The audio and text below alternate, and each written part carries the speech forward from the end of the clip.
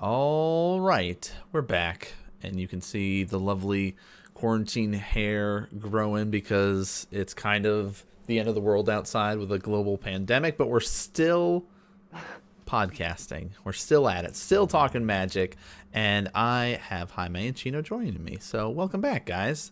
We can talk more magic Thanks. together. Thanks for having us. Yeah. So there's been a lot of like news related stuff. A new set came out. Things have gotten crazy in Magic because of the new set, because that's how it always is. I feel like last time we were talking, we're just like, man, Oko, so crazy. Have you seen this card? And now it's like banned and there's new cards and stuff. So, uh, yeah, I don't know. We'll talk about what's going on in kind of the state of Magic today. We're going to be talking about DCI numbers today. We're going to be talking about historic today. So we're going to be bouncing around to other formats because there's new things called companions that exist that have warped other formats, not just standard and stuff like that. So we're going to be doing lots of talking about some of these new cards because, there's a new set. It's time to do that kind of stuff. So before we dive into stuff about DCI numbers, I want to hear from you guys and let me know how your games have been going lately. What have you been playing? What's been going on in your kind of magic stuff recently? All right, fair enough. Gino, you want to go first, or you want me to take it? You can do best of one. All right, cool. Yeah, so I first I'm gonna just touch on the whole companion thing. It really kind of feels like Oko was the Infinity Gauntlet, and that entire saga has finished. And now with companions coming out, it feels like everybody has a fucking Infinity Gauntlet. So that's just kind of what I've been feeling and watching companion decks pop up. But in terms of what I've been playing standard quite a bit actually on Arena. I've tried a couple of different decks. I've been messing around, primarily in best of ones. So I've been doing some Teamer. I've done Jeskai Wimoda. I say that wrong all the time. Yeah, I say Winota. Yeah, so that's been the deck that I've had the most success with. It's for some of you who haven't played the deck. It's essentially a combo-based deck where this creature costs 4. It's a Boros creature, and when a non-human creature attacks, you're able to look at the top 5 or 6 cards. I think it's 6 cards of your deck. It's top 6. You can play a creature from those into the battlefield tapped and attacking. And basically what you do is you run a bunch of Agent of Treachery and steal all their shit before they even had a chance to play it. So kind of a douchebag deck. I'm loving it. It's been the deck that I think I've had the most success against companion-based decks, as well as Teferi and Jeskai control-y decks. And that's pretty much why I've been playing it in Best of Ones, is because it has a decent matchup against aggro. I feel like I do fairly well against anything that has Teferi in it. And then it literally dumpsters. If I get the combo before they can get all their stuff online, I literally dumpsters on companions. Yeah, I do want to make a quick note with it. So the way that it triggers is when you have a non-human attacking, and then it finds humans.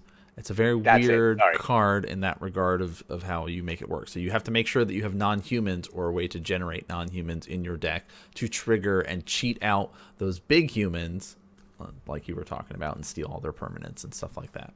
So just a little side so it note. Runs the what is it? Prince Charming the Scry, the Pyromancer to summon the elemental tokens, and then our good old Goblin Man to create Goblin tokens. So it has a lot of different avenues to create non-human creatures to be able to summon those human creatures. So sorry about that. No, you're good. I pulled the card up on screen too. If people are watching the video version or if you're listening to the podcast version, just wanted to make sure everybody was on the same page. So Jaime's been playing a lot of Best of Ones. Chino, what about you? I've been focusing on best of 3 just to practice sideboarding because I've been that's my weak point that I've been trying to improve. But I've been playing a lot of Rakdos Sacrifice with was it Obos? I can never pronounce that either. But yeah, Obosh. Obosh, that's it. But yeah, I've noticed a bunch of slow decks, I guess, in best of 3 now. It's very a lot of mid-rangey, control-y, slower stuff. Yeah, lots and lots of counter magic, Mm. and board wipes. There was a couple decks I played against yesterday actually that, I think they played like one or two creatures ever, and the rest was just board wipes, counter spells, exiles, that kind of stuff. Wow. Um, and I can't remember the planeswalker that it's, if a creature deals damage to you, you lose the game. So they just kept cheating that out from the Wow. graveyard, from their hand, back and forth, and then it just wear you down, sort of thing. So it seems like it's very opposite of what best of one is. Yeah, I was gonna say. So, 'cause as playing Rakdos Sacrifice, it's like it's not aggro-y, but it can be, Mm-hmm. and it really suffers from board wipes and exiles, permanent sort of stuff, or um, Agents of Treachery, because that's another thing that is fairly prevalent. So all your witches' ovens get taken, and you have no mechanism to sacrifice. So Kind of shuts you down quickly. yeah, basically. Mm. So you have to sort of rely on creative ways to still sacrifice things, but it just feels bad. So I'm probably gonna look at changing decks. Well, there's a lot of decks. I mean, you can always go onto that Euron plan, just guy 80 card mirror matchup that the rest of the people are playing too, right? Yeah, that's true. I was looking at that, and the Bant Ramp, I believe. Mm-hmm. That seems pretty cool or pretty fun as well. But I always like the red, black, blue sort of decks. Yeah, those So Grixis colors.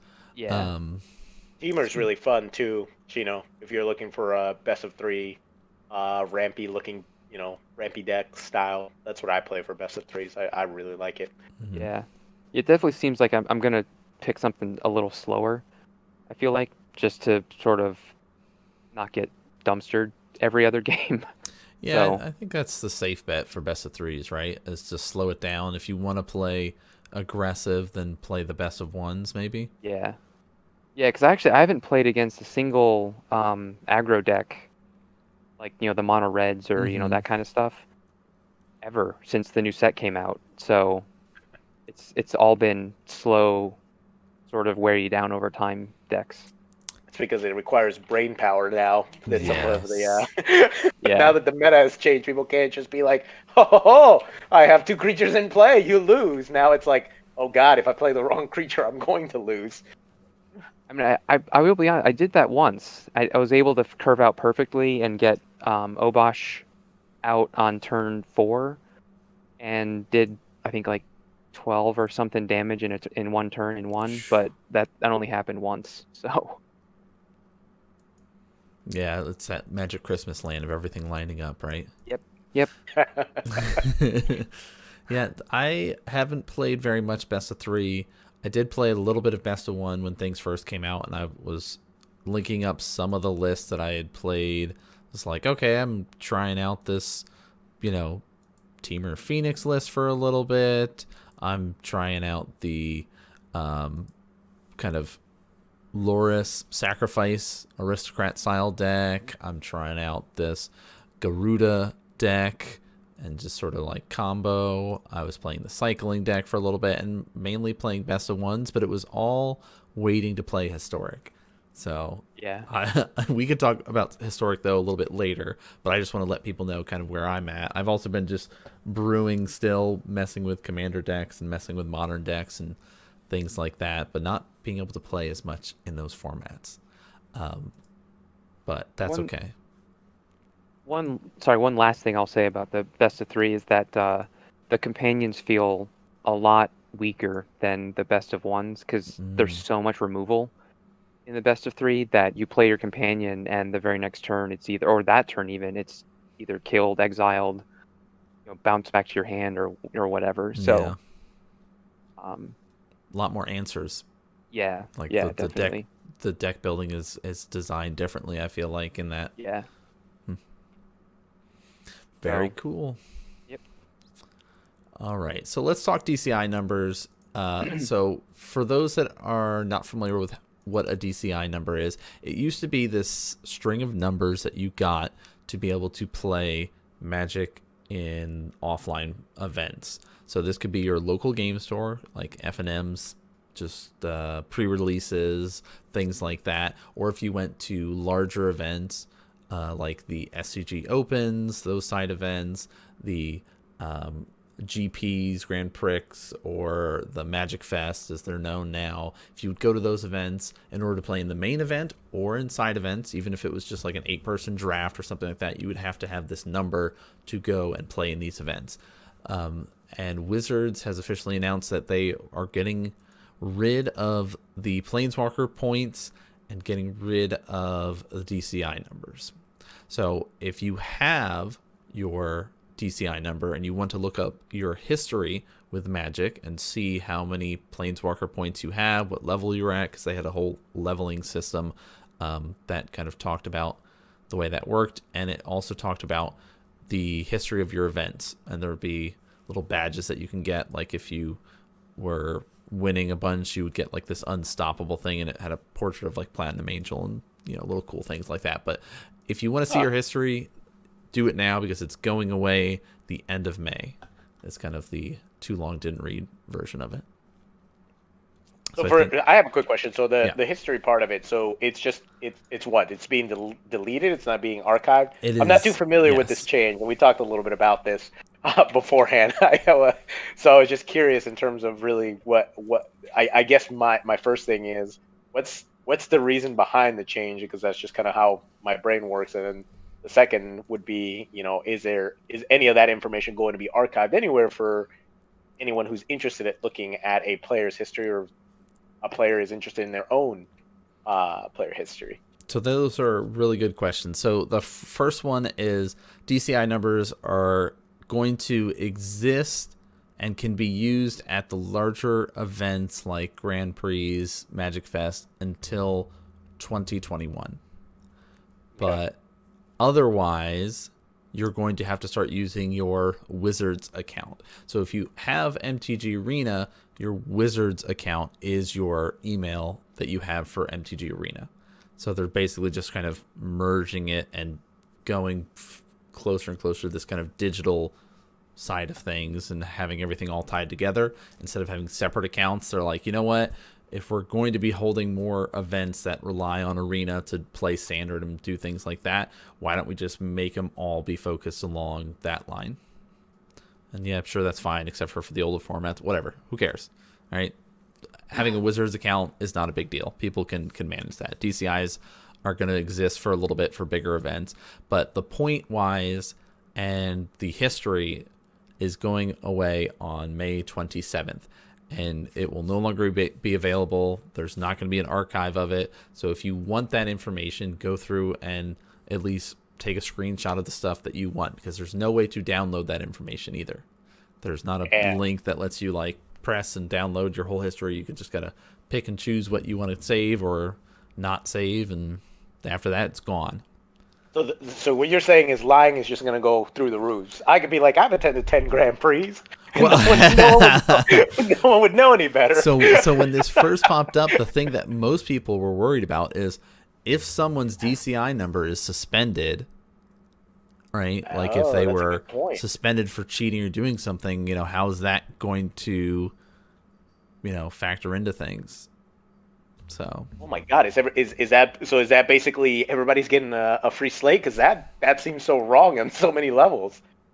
I think it won't be as much of an issue because there's still a whole process for people that have been suspended who have tried to get new DCI numbers, and they'll get found out and stuff like that. So I feel like it'll be doable and not as much of a concern, but it was just something that I know people were talking about initially. But got it. Okay. But yeah, you get your Wizards account. Be able to check out the Planeswalker points. I did look up, and the first event that I attended was in 2013, and it was February 2013. That was right around the gate crash time period. So like I played before then, but that was the first event that I actually attended. So that was cool to be able to look back and see all that stuff. And then I got to at least look and see, okay, how'd I do at events and pre-releases and things like that. And I was really bad in the first couple of years, but it was cool to see, like, all right, I started competing at still events bad. in 2013. Yeah, you're right. It's like,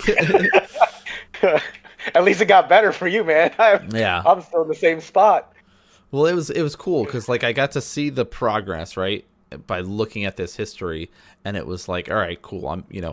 I'm going like 1 and 3 at like trips or something like that at our local game shop, and then as it's building up, it's like, okay, oh, and 2015 hits, and now I'm getting 10th place at classics, and now I'm winning the qualifier event for GP Pittsburgh to get 2 buys in that event, and then I make day 2 at that GP, and I skyrocket up in 2015 of just like grinding and get to see that.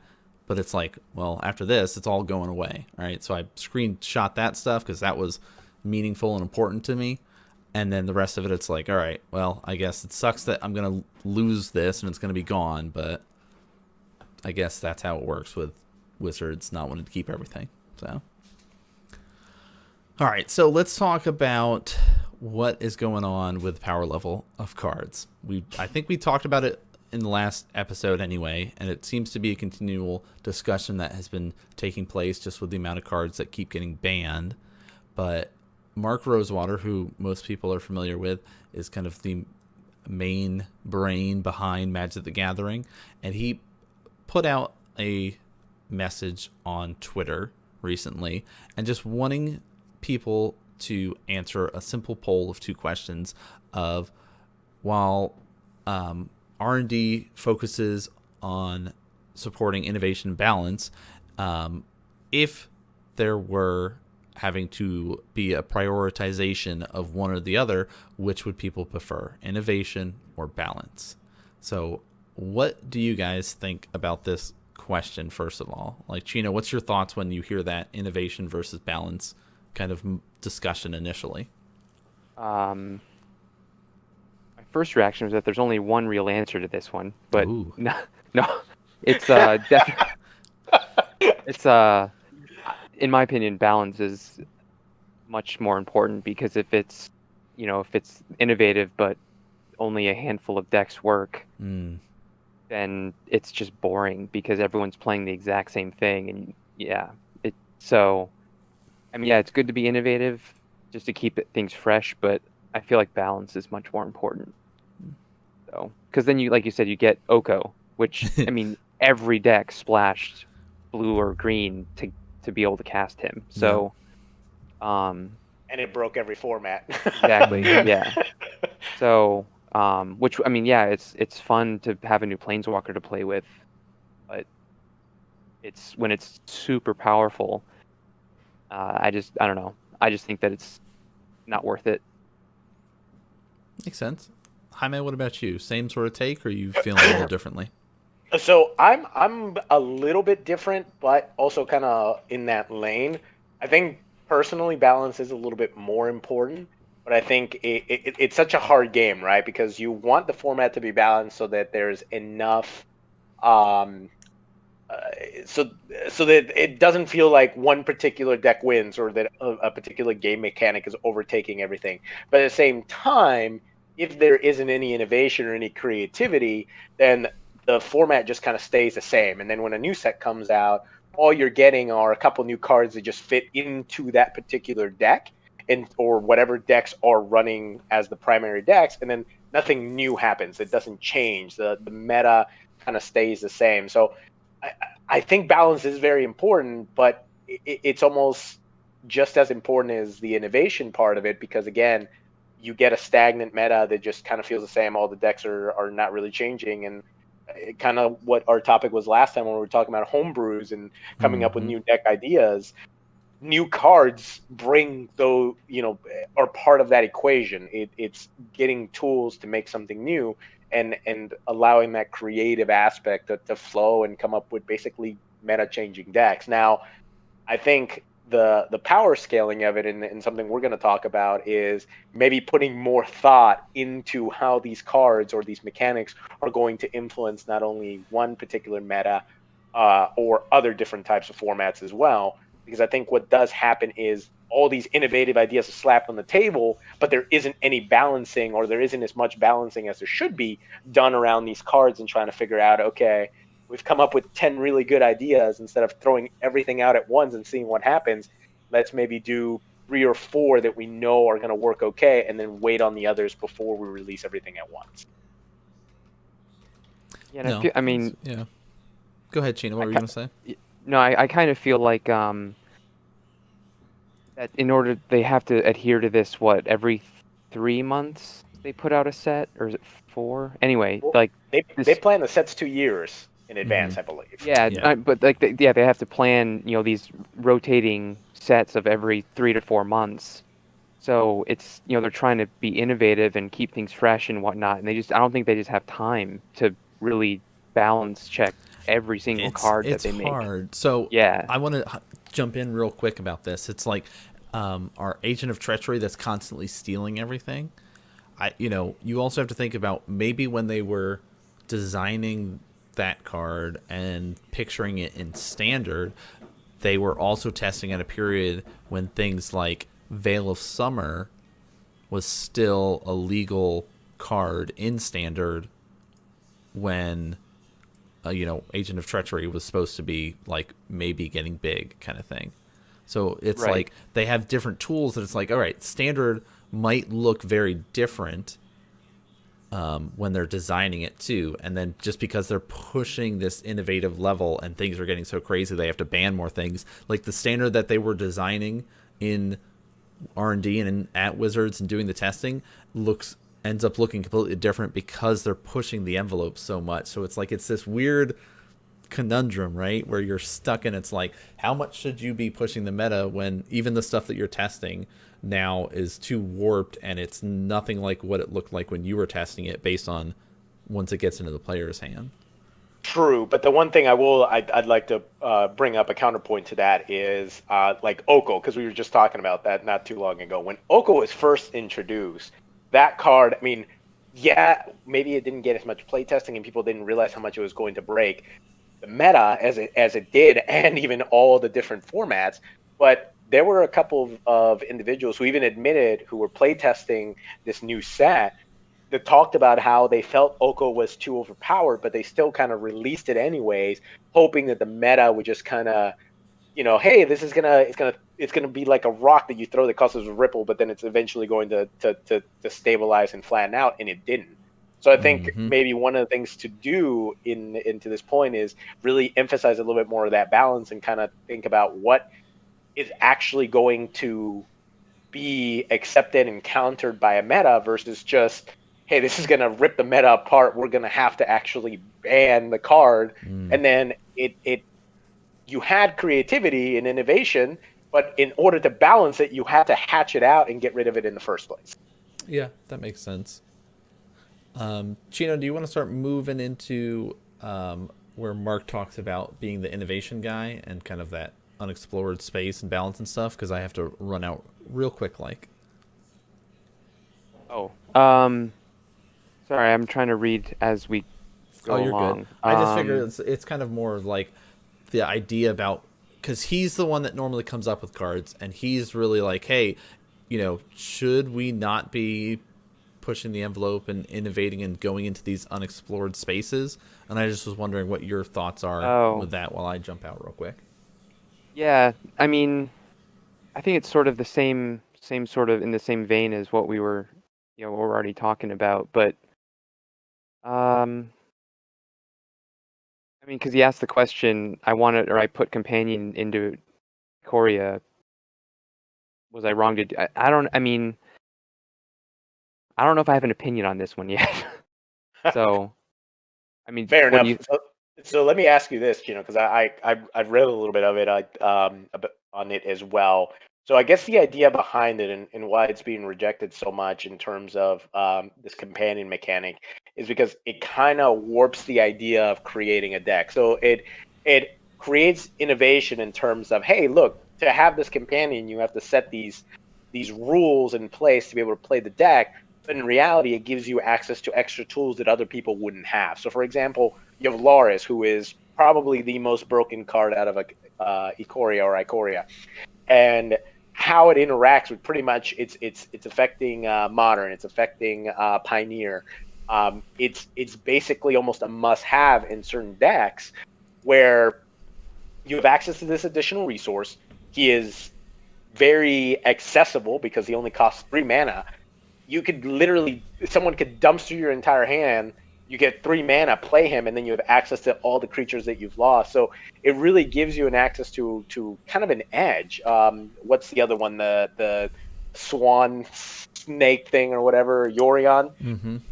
That's really kind of creating some stir as well, because it's a guaranteed card you have access to that you can literally flash all your permanents on the table. And to honest God, that's like the deck I run most into, and that's why I started playing the deck I did, because all I see is Yorion just flashing, making all the permanents come back. Well, when it comes down to it with these cards too, is the building restrictions are not that difficult, right? It's like, I mean, my permanents have to be less than 2, but all my spells can be more than 2, so I can support this easily. It's like, I'm gonna just make my deck bigger, so I just put more value in it. Yeah, sure, okay, this seems fine. What? This is not a downside. And that's like, maybe if the companion restriction was more restrictive for standard, it would be better, or more restrictive in general for these companions. Like the idea of, you want to reward somebody with this awesome effect if they can jump through all these hoops. It feels like, I just have to take one step and now my deck is amazing. Like you really don't have to do too much to make the companion stuff work for, in particular, standard. And we're seeing for other formats like Modern, Legacy, Vintage, where it's like, all right, I'll just keep running the most powerful stuff and just slightly tweak my deck to make this work. Like Vintage, things are crazy bonkers, and I don't know if we want to jump ahead to there yet, or if we want to keep talking about this, but just, companions are crazy. Well, sorry, go ahead, Chino.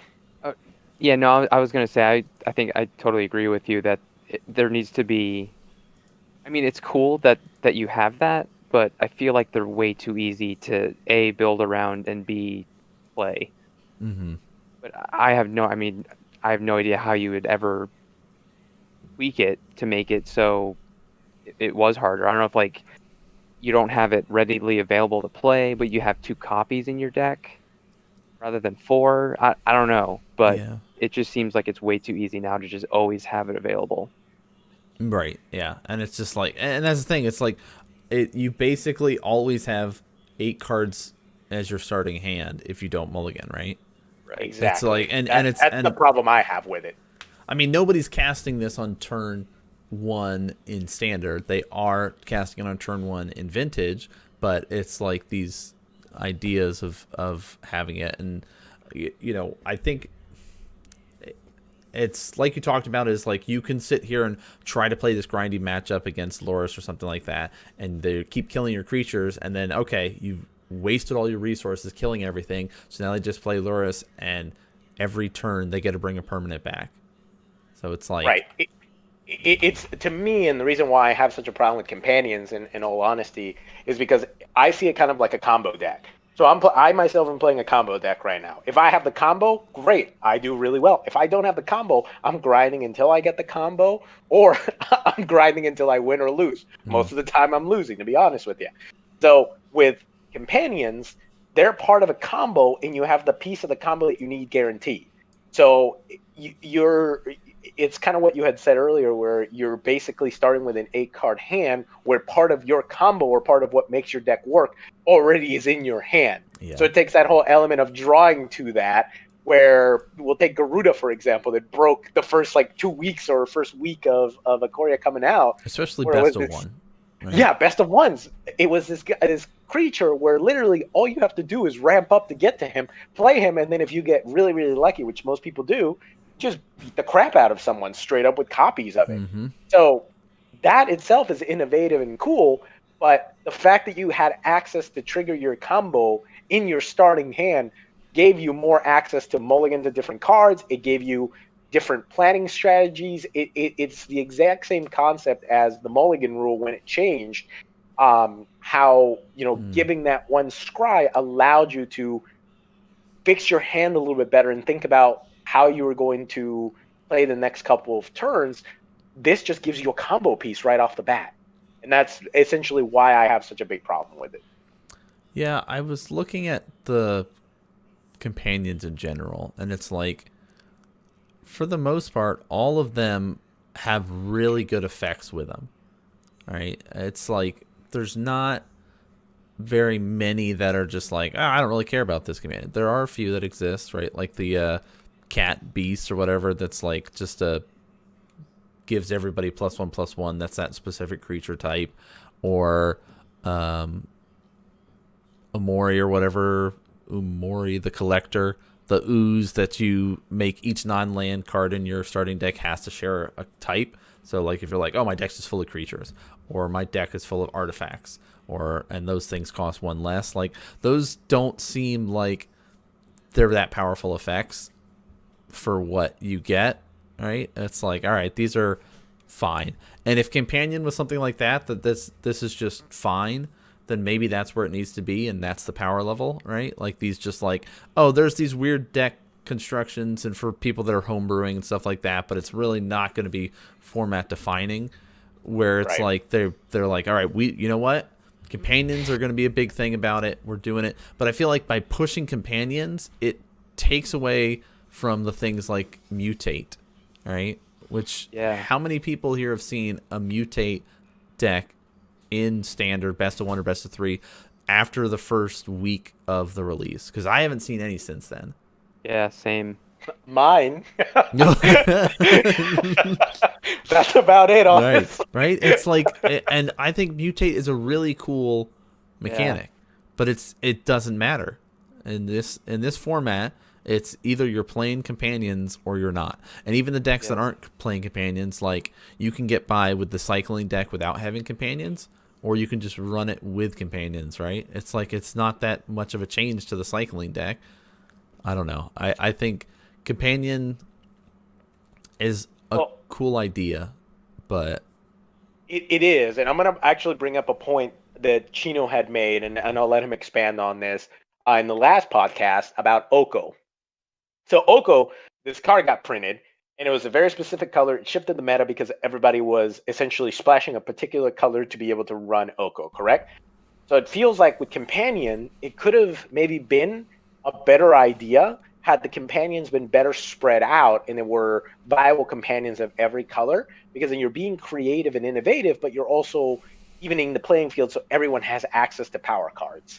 So what happens is we have Yorion, we have Laris, and then we have the Walrus, and then Garuda. That's it in terms of companions. I mean, and the Sacrifice color companion. So Obosh, the odd color, Garuda, even color or even converted mana cost. Those make sense that you'd see play for those. Yes. Kyruga, Loris, Euron. I think I've seen some like that Genrith, the giant elk, the Wellspring guy that taps and gives you a bunch of mana. Every now and again I might see that, but not really. But they're not as powerful. So it's the same thing as where they did an entire set of Planeswalkers, and we got a couple really good ones like Teferi, whoopee frickety doo, another power Teferi, but we didn't get powerful Planeswalkers all across the board. And I guess my thing would be if you're going to release such a mechanic that is going to change the very fabric of how you play Magic, because it really does. Yes. You need to do it across the board, so that if you're like, hey, we're going to reset it for everyone, let's give everyone a fighting chance. It almost feels like you're giving a couple people machine guns and then another person like a, 1 or 2 sticks and hoping for the best. It doesn't feel balanced in that regard. Chino, any other thoughts about Companion before we start hopping into Companion in other formats? Well, I guess this is sort of a transition, but I think it's very telling that the very first tournament after Companions were released, what 80% or some Yes, something ridiculously crazy. high percent of all decks in those events were companion decks. Even like you said, the legacy and like the Vintage and modern and all the other, the not just crazy standard. Yeah. yeah. So yeah, that's my I guess last 2 cents on that. So I mean, I do think it is a cool concept. It's just I don't know. It's me sitting in my armchair, not involved in the production process at all. Oh yeah, I right. think that it could have been balanced a little better.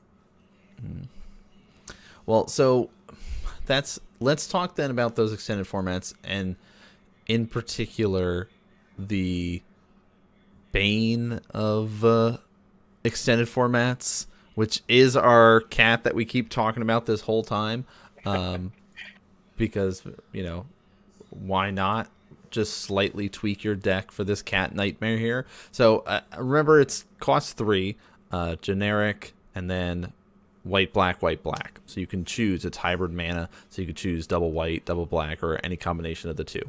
Companion, each permanent card in your starting deck has converted mana cost 2 or less, which is very easy when you think about formats like Modern that are trying to win on turn 4.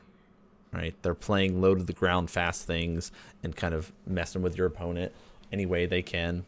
There are exceptions to this, like low curve, like Tron is like one of those big curve out decks, right? Amulet Titan has the Titan, so you can't really run this in it, but there's pretty much most of the other cards in there are now adjusting their mana base, tweaking themselves so they are running white, running black, or any sort of combination, splashing it in there to make sure they have access to this. Because during each of your turns, you may cast one permanent spell with converted mana cost 2 or less from your graveyard.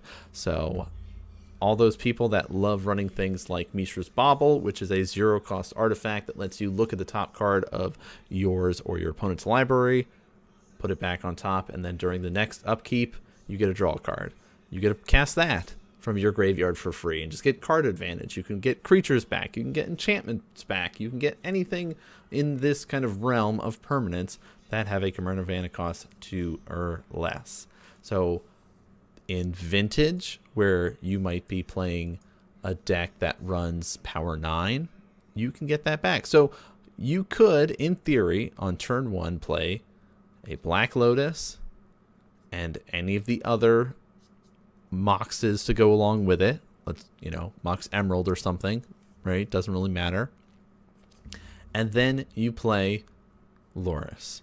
Sacrifice that Black Lotus, get 3 black or 3 white, cast him, and then you get to recast that Black Lotus from your graveyard. It's like, what?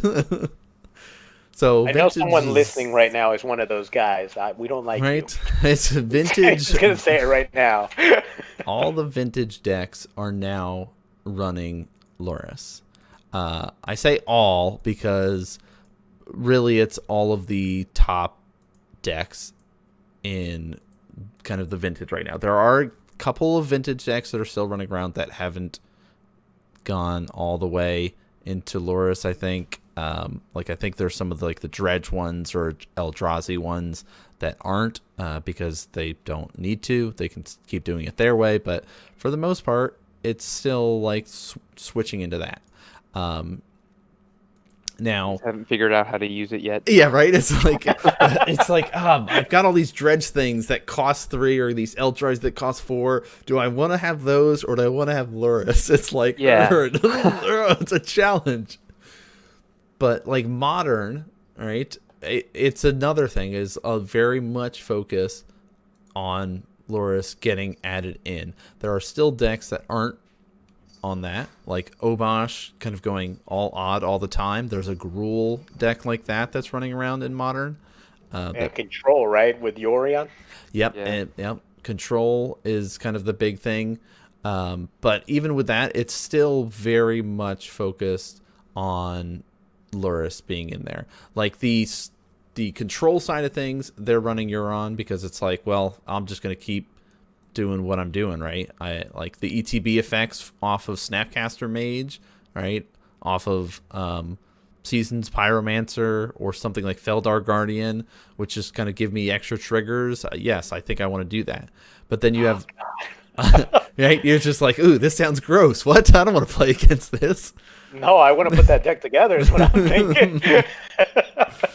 Yeah, it's pretty gross with some of the cards that are existing. But so one of the decks that I know you guys love mono red, so we're going to talk a little bit about some red decks for a second. So burn, Gotta go. All right, guys, you guys remember this burn deck that exists, this like red white Boros burn, and how one of the ways to kind of slow them down and stop them is kill off their creatures and stuff like that, and then they just have to run out of gas with their burn spells.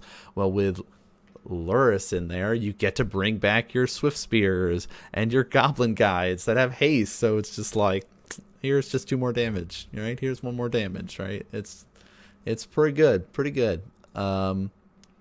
Devoted Devastation, right? Which you can get the infinite mana and kill somebody with Walking Ballista, and it's a combo-based deck. You need Vizier of Remedies, you need Devoted Druid as your way to generate infinite mana, because your creatures can't get -1 counters on them, so Devoted Druid says put a -1 counter on it and then untap it, so it's like, all right, I'm going to put a -1. Oh, wait, he doesn't get a -1, so he just untaps. I'm going to do this. Now I have infinite green mana, and you throw it into a bunch of stuff and kill somebody.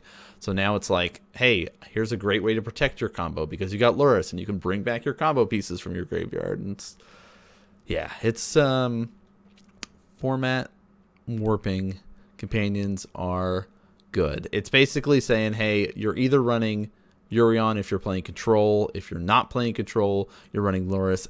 Even Infect is switching over to running Luris.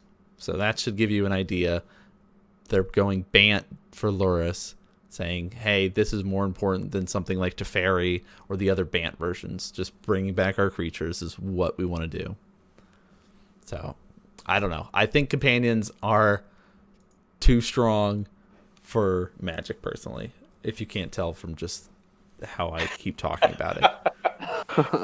Well, I think we're all in the same page. We're all on the same page in terms of they're strong and their effects are really strong, but they're not very hard to build around, or it's not, it's kind of like what I had said earlier. It's not a, hey, I had to go and collect all these stones to make an Infinity Gauntlet. It's like, you get an Infinity Gauntlet, you get an Infinity Gauntlet, you get an Infinity Gauntlet, and they're just handing them out by, whichever store you want to go to. So the thing is yes, I get where this, I think, originally maybe started as a creative mechanic. I think that, again, there was too much, in my personal opinion, there was too much emphasis on creativity, and there was not enough emphasis on balance. And you can see by some of the, comments that we've read through where people are like kind of defending that stance. It's like, well, they should be allowed to be creative and come up with new ideas. And well, if I don't do that, then I have to limit myself to whatever I'm doing.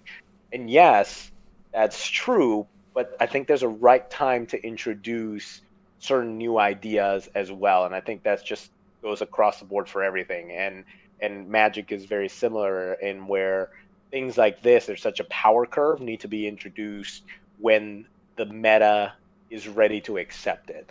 So I guess my point would be like, how do you guys feel about that? Is there really ever a time to introduce things like this, or is it just seems that as of late, and I think this is the upset with Standard, we just keep getting more and more and more power curves left and right. It just has not stopped, and everything is warping it, and it's you don't even, it feels like the meta doesn't even have a chance to stabilize before you're just kind of throwing a giant boulder in the middle of it and just having the water go everywhere. So that's kind of a little frustrating as well, because it's not like I come from Modern where I'm used to, okay, these are kind of the decks and there's these variants, and you can do well if you stay kind of around these parameters, but it's kind of it's set.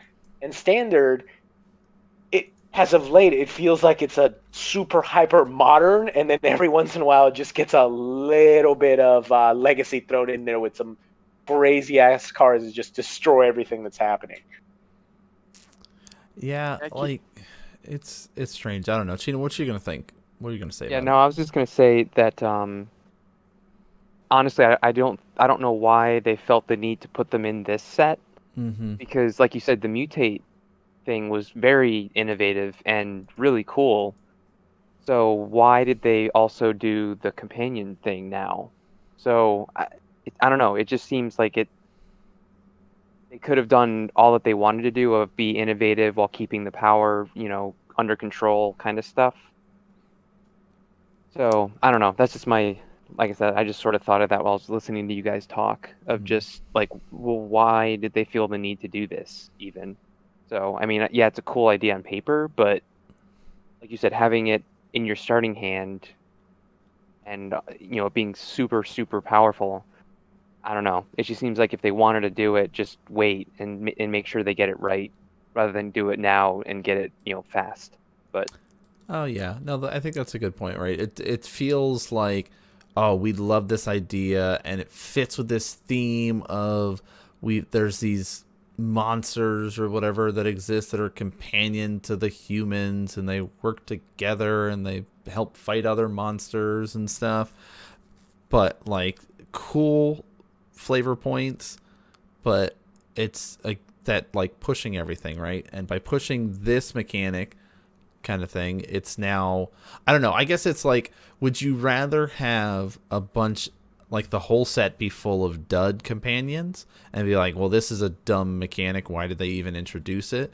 Or now we're in that point where it's like, okay, more than half of the companions are really good and you should be running it, and if you're not, then you're playing Magic wrong right now. So it's like, there's got to be a middle ground, I feel like. yeah, And maybe it's just like there's not enough time with the development of sets. yeah, And that's what I think it is. maybe we need more time in between sets. Yes. Yes, 100%. I would agree with that on so many levels, and I think the thing is that if the idea behind being innovative is to spark creativity in deck making, then you also need to think about how balance is going to affect it. Because if you introduce cards that force the decisions that you make to go a certain way because the curve or power spike forces you to have to be in that area to be able to play, then you're not really, you're almost kind of it's almost counterproductive to what you wanted to do. So hey, we want to be innovative, we introduced a new mechanic, but it's shit on the format and no one else can be creative because of our quote unquote creative idea. So it's almost kind of like I was saying, counterproductive that you have these cards that are introduced to the meta. It shapes everything in the way, and then you're taking your own innovation is taking away from the creativity of others because you're forcing them to have to use that mechanic instead of giving enough of something for everyone else to be able to bring their own spin to it. And if that means doing more testing with people outside of the organization or whatever it may be and giving it more time to get some feedback in terms of, hey, this is a really shitty idea, and maybe at the end of the day they're like, hey, well, 90% of the players said that this card was probably going to be too strong, maybe we shouldn't release it now. And that's taking the time to really think about the overall health of the game, because at the end of the day, the innovative part of the card creators and the people who are bringing these to the table are just as important as the people who are playing. Because if you bring something in that makes people step away from the game, then what was the point? Just to bring your idea to the table to make other people uncomfortable. So it's I think that's something that I agree 100% in this rant, essentially, that I think it needs to have more time, and I think feedback from a bigger player base needs to be brought in to really be able to get an idea of how these cards could cause or what these cards can really do in terms of the meta they're going to affect. Yeah, I like that. And sorry, before we move on, just two things that I've again thought about while sitting here listening. While I was ranting. It's been a very ranty like podcast, right? It's kind of needed. No, it's just I think it's interesting and a bit I'm not funny, but I guess more, yeah, just interesting that the new set included these two pretty unique mechanics, and one of them completely overshadows the other one. So it's almost like they didn't need the mutate if they were going to do the companions, or vice versa. So, like I said, I think they're just trying to shove too much innovation into one set at a time, like each rotation. That's a good point. I have a question for you guys real quick. I'm sorry, Chino. That the explore mechanic, when that was introduced, did that have another mechanic that accompanied that, or I can't actually remember? That's why I'm asking. It was from Ixalan, right? Yes. Yeah. Let me look and see. I don't remember all the because cards. That's a reinforcement to what Chino is saying, that it seems like in last sets they've only introduced, and I could be wrong, and I'm sorry if I am, but they've only introduced one mechanic, and that was the focus. You're absolutely right, Chino. They're doing too much at once, and personally, I like Mutate. I think if Mutate had just been the thing that was introduced, that would have been cool, and then bring companions in after the rotation happens, because then you don't have all these other crazy ass cards that are breaking due to companions. Yeah, and the other thought of how to make companions balanced, I just keep remembering the it's in Historic now, but the Nicol Bolas, the 4-drop that you can then pay 7 mana and transform it. The Ravager, yeah. So it's like even like lore wise, you could say like you play this creature, this cat, this whatever, and you then like quote unquote earn its trust by fulfilling some requirement, and then it becomes your companion, and then it's super powerful, but it gives your opponent a way to respond to it. So, and they could make it unique, like for the Lurrus, like I don't know, they need to sacrifice two or less mana. I don't know. I'm just sort of spitballing here, but it just seems like they could have gone many different ways rather than just, hey, you have it in your starting hand and they're really powerful, and now everyone's going to use them. So what it actually sounds like to me, Chino, is like you should be working for Wizards. Right? So the other mechanic from Ixalan, which I'm sure if people are watching or listening at home, they probably already have typed in chat and let us know, but it was the raid mechanic. Whenever you attacked with a creature, something would happen. So, and the raid mechanic was really relevant in draft and limited formats, but when it came to standard, it was not really it was relevant. Cute. Right, it wasn't really a thing, right? People would either do the explore mechanic, or they weren't, didn't really worried about it. The other side of things, though, it's like with that was kind of the two main mechanics, and it was just those two as the main things, and they were, they fit different pieces in the puzzle of what Ixalan was supposed to be. It's like, okay, we have a mechanic that's going to do really well and be a good center point for limited, and we have one that has the potential to be a good center point for kind of constructed and standard and stuff. And I think that's a good way of doing. Oh, technically they had 3 mechanics, because they also had enrage, because there was dinosaurs. So when Jesus. All right. Well, my point from earlier is null now. Sorry. But even so, the 3 mechanics that were introduced, kind of they didn't. It felt somewhat balanced. Yeah. Yes. Yeah, it wasn't like every deck was a raid deck or every deck was an explore deck. Mm-hmm. It was, you still had variety, because now it's every deck is a companion deck. Yes. I mean, not every single, but I mean, you know what I mean? It's but like almost majority all of them, right? Yeah. Like 80% of them are. So yeah. Okay, so I feel like we've talked companions a lot, and I know we could continue to talk probably for another hour just on companions alone. The dead horse has been sufficiently beaten. I feel like it has. So we've got Historic coming up. It's now puree. It's now Historic Anthology 3, as they've talked about the cards that are coming out, and Historic will become a permanent fixture of Arena and will no longer go away for the ladder. So you can just ladder Historic if you want, which is what I'm going to be doing. I'm no longer going to be playing any more Standard. I'm only going to be playing Historic on Arena when this gets introduced. Yes, me too. So I didn't know that. Yeah, right. So it's huge news in that regard.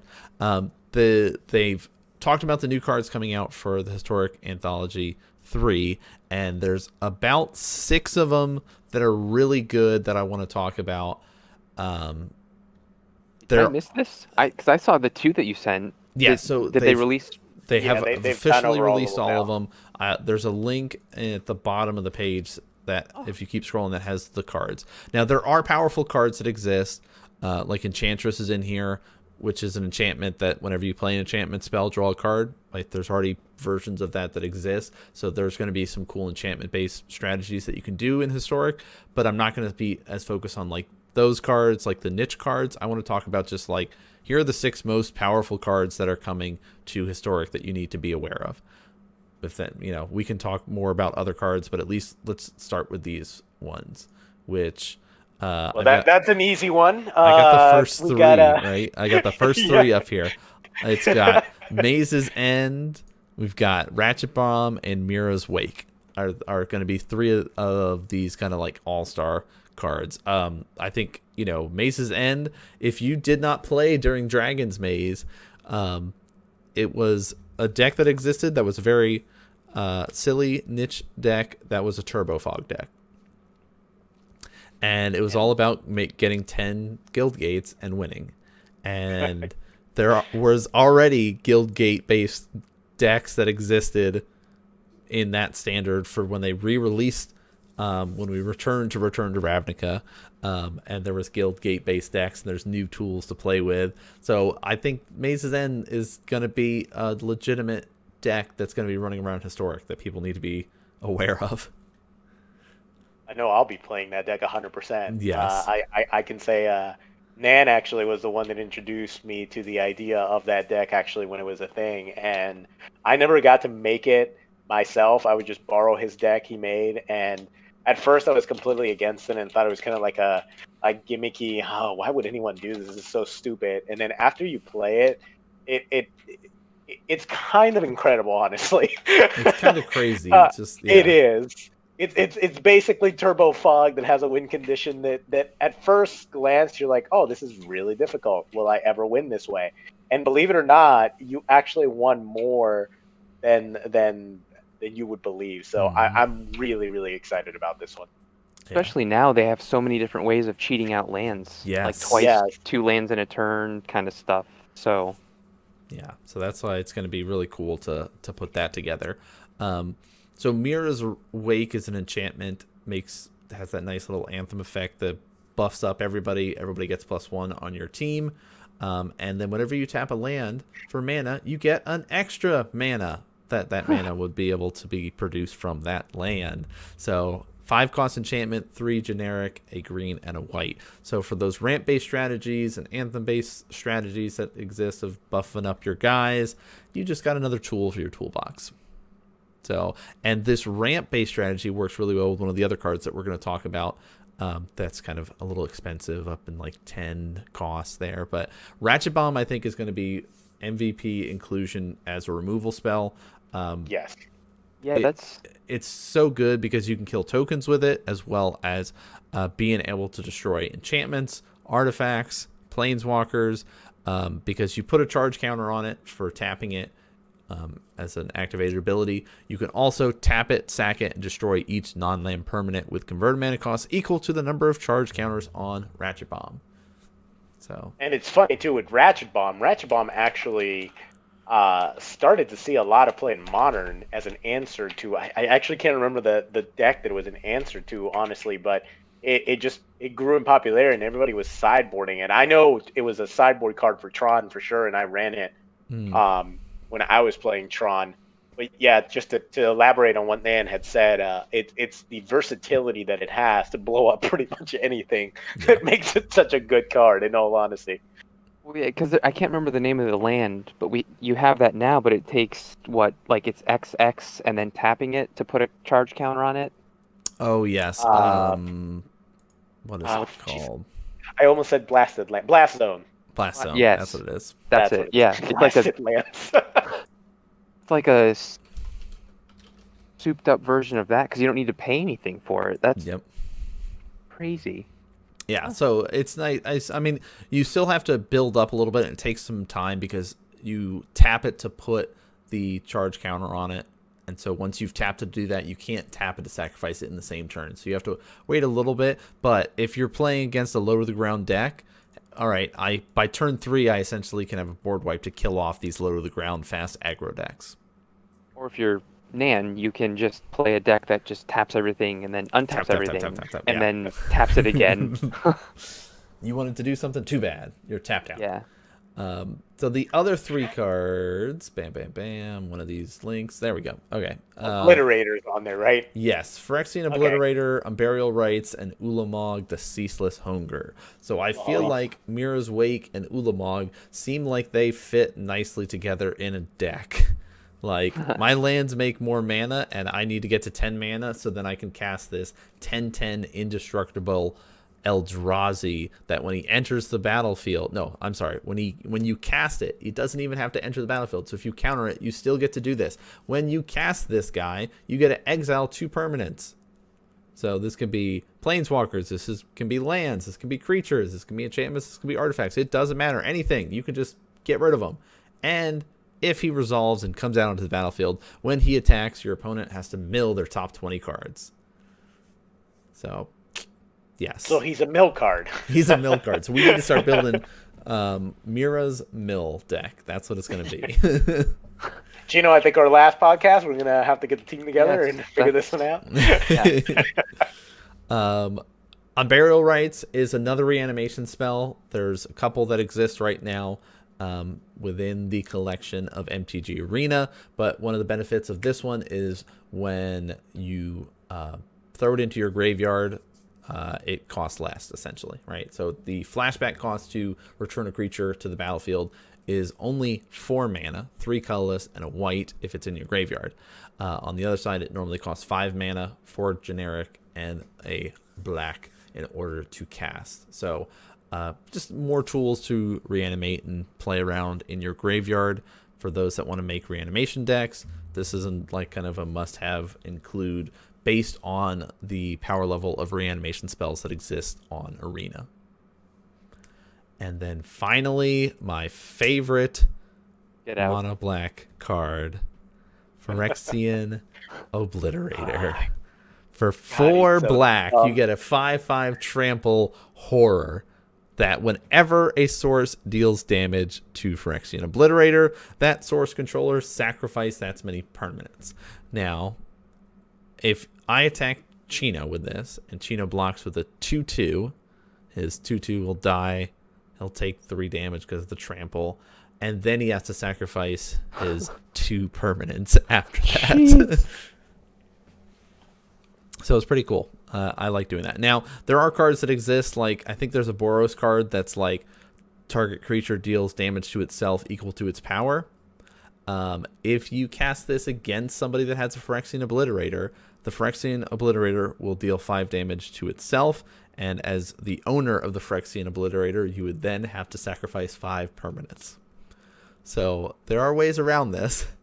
Don't get all... feeling like you're safe with your 5/5s. There are ways to stop you. But really, this is another tool for the mono black deck that exists. Grey Merchant is already on Magic Arena. So now it's just, hey, on turn 4, I can play Phyrexian Obliterator. And on turn 5, I can play Grey Merchant and automatically drain you for 6, assuming I don't have any other creatures out.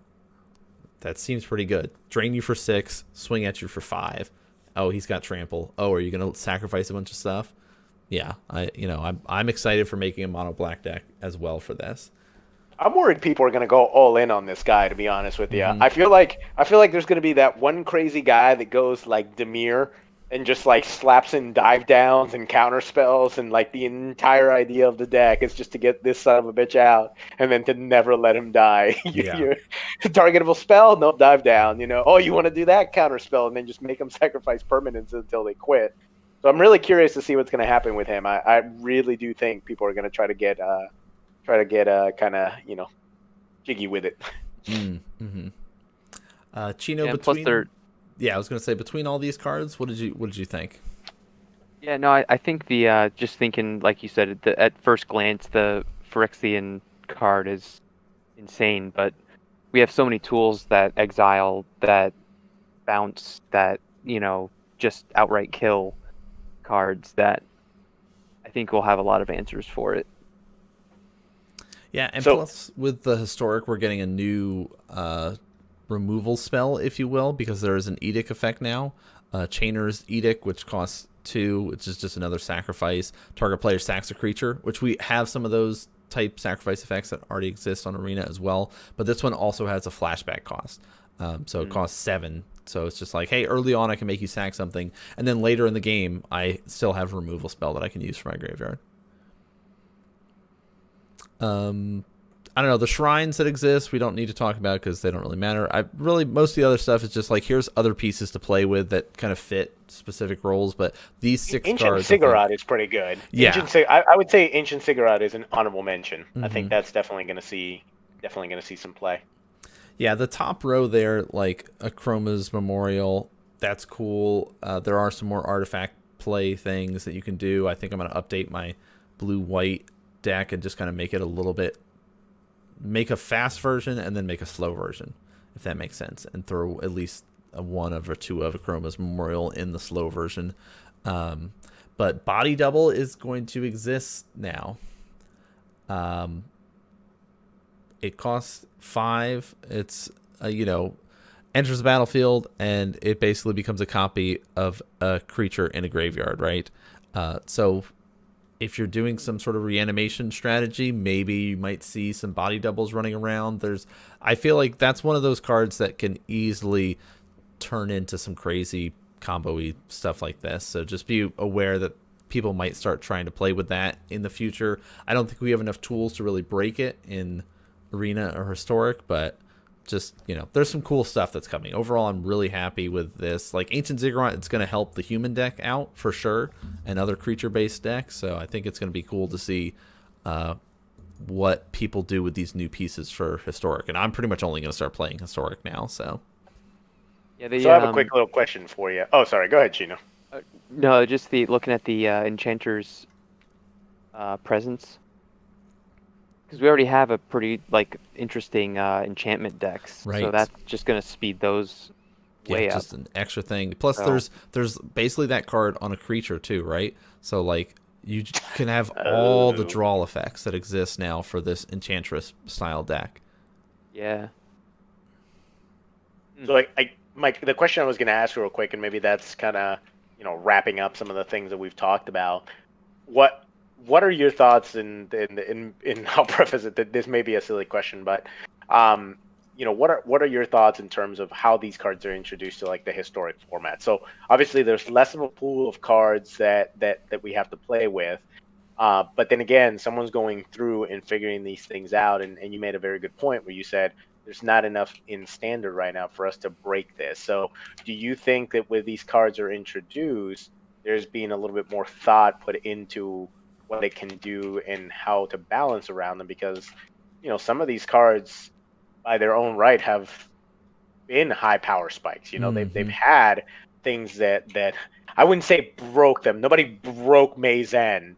But now that there's more things for Maze End is going to be a thing. Trust us, Nan and I will be playing the living shit out of this deck. So I guess it's just to kind of talk a little bit about that. No, I think that's a good point. It does feel like the cards that they are introducing first into Historic really have a lot of thought going into what they want this format to look like. Right? It's like the shrines that they're introducing, like from Kamigawa block. It's like nobody was sitting around going, you know what I really want in Historic and on Arena? I want a 5-cost enchantment that makes a 1/1 spirit. Like, no, nobody's sitting here going, I wish I had those shrines. Like, I don't know. I think it's like somebody clearly has an idea in mind of like, we're going to introduce a mix of old cards from specific sets. Some of them might not be as iconic, but something that would be cool and, really help people with brewing, right? That's kind of what it feels like Historic is turning into, is like, hey, you want to go brew with fun old cards and new cards together in a weird format? Go ahead. right? That's what it feels like. I'm sure we're gonna see Historic turn into a companion zone, though. So just be ready for that. Oh God, I hope not. I'm quitting if that happens. I'm so tired of seeing Sorry, Yori. It's not even funny. We'll just play Maze End, and you can sit there and have your extra cards and do a bunch of stuff. We're just gonna play Maze End and just prevent you from stealing our lands because we're gonna play Veil of Summer. Is Veil of Summer legal in Historic? I don't remember. I feel like it's banned and I feel like it got banned. Yeah, it's like, the one thing that made everything okay is gone. let me see. Is Veil of Summer? Refresh my memory. Is that the one that makes things immune to a certain color? Yeah, it gives you protection from whatchamacallit, blue and black, I think. No, so it's your permanents that you control. Can you and permanents you control gain hexproof from blue and black until the end of turn. That's what it's not. And if your opponent has cast a blue or black spell this turn, you get to draw a card. Oh, that's right. I forgot about the draw card thing. So it's like, it's got some nice upside. That was 100% the Kryptonite to Oko, and then because both were introduced, they both kind of broke things by their own rights. They're like, oh yeah, let's just ban one of those. They ban Oko. Oko got banned before Veil of Summer, right? And then it's like, oh no, the Kryptonite needs to be removed as well because people are using it for evil, So it's. Oh, yeah. I think it's like. I think it's suspended. Is it no longer suspended? Historic. Okay, let's see. Following cards are moved from suspended to banned. Oh no, they're officially banned. They got officially banned. But yeah, so Oko, Once Upon a Time, and Veil of Summer are all banned. Now, Field of the Dead though got unbanned in Historic. Ooh, that was a nasty surprise. Yeah. Oh man. So we can make a nice. You know what I'm thinking? I'm thinking the Dead. Maze End, Field of the Dead, dude. That's what I was thinking. So. Oh. All right, so we've been doing this. This was a longer episode this time around. So before we get sucked into a whole another discussion about Maze End, because I'm sure we'll talk about it in the next podcast after Historic comes out and how we've been playing with things. Why don't we just kind of go around, final thoughts on things or any thoughts going forward about Magic before we sign off for tonight? Gina, why don't we start with you? No, I guess I wish they going forward would not try to force too much stuff into each release, because I mean, me personally, I would have been perfectly happy with just the mutate mechanic. So I just, like I said, I really enjoy the new set and I'm having a ton of fun playing, but I just wish that they would not maybe sprinkle things out more evenly rather than trying to pack as much as they can into each release. So good thoughts. Jaime, any other thoughts about everything? Yeah, my closing thought would be kind of right along what Chino is saying. I would like them to take a little bit more time with just maybe doing a little bit more analysis in terms of looking at the history of cards. So the last couple of sets that they've released, they've had to do heavy banning. They've had to do a lot of different things just to stabilize the format. And it kind of took the first couple of weeks of that roller coaster, kind of made things not fun and people walked away. I would really, again, like them to invest a little bit more time in thinking it through and doing a little bit more analysis than just throwing something out and hoping that it works or it doesn't, and really kind of going with their instincts. I mean, I'll go back to what I had said originally. A lot of playtesters that were playing Oko said, "Oh, we feel like this card is a little too strong, and once people figure out how to use it, it's gonna break a couple things." And I think they just need to focus in on that, think about that, and if a card feels like that, maybe put it on the back burner and move on to another idea and see how they interact with one another before just kind of throwing everything in a pile and hoping to God that it works. Hoping for the best. Yeah, hoping for the best. Good old Hail Mary. All right. Well, good stuff. I'm sure you guys have been feeling your own worries with Magic, or maybe you're loving it. I know when this set first came out, I really enjoyed it and thought, hey, things are looking good for Magic right now, and I'm having a lot of fun. And now as people have figured it out, maybe it was just that initial brewing phase where people are trying to figure things out that I had the most fun. And now that everyone's kind of figured out, okay, what's the broken cards, what aren't. I'm having less fun with it. Then again, maybe once Historic comes out, I'll have more fun again. Who knows? We'll see. I think Wizards, you're going to do what you're going to do. It'd be cool if you balance things more. That seems to be kind of our general census for it. I like innovative stuff, but it's hard, right? You got to figure out a good balance for it. But this is probably not going to be the last time that we're going to have this discussion, because Wizards is going to continue to make Magic, and we're going to keep playing Magic. So we'll let you guys know as things keep progressing about what's going on in the Magic scene as we jump into more podcasts in the future. So thanks for tuning in and watching, guys, and we'll see you guys next time.